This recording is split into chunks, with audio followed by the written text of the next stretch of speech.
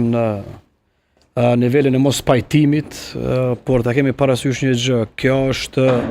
e ka shpjeguar kushtrimi shpesh, besoj do të shpjegoj edhe sonte, është një anë e medaljes të atij zhvillimi real që ka ndodhur në këtë pjesë të botës ku jetojmë, dhe qëndrimi i kushtrimit atje për 10 ditë sa ka qenë, risjellet përmes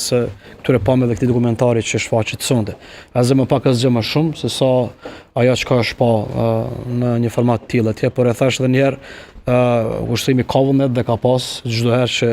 tjetë edhe në anën tjetër natyrisht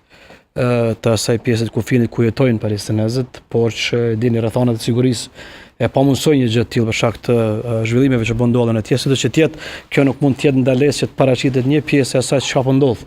atje, dhe kryekput lidhet nga viti 2023 kur ka rifilluar po themi ai lufta ose kur ka rifilluar konflikti që solli shumë viktima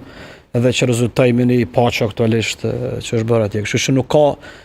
po them me fardit shkurtimisht asgjë të keqe që të rishfaqet ose të shihet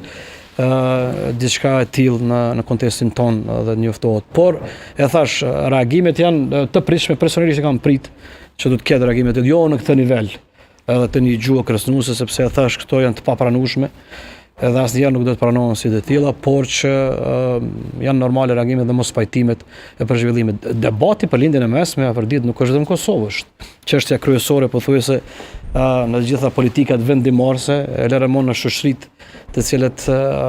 po japin komentet e tyre. Kështu që ne jemi pjesë e këtij korpusi të diskutimit, dhe nuk mund ta përjashtojmë as Kosovën dhe atyre që janë të pakënaqur me formën se si po risjellet ky dokumentar. Unë i ftoj gjithë që fillimisht me e pa,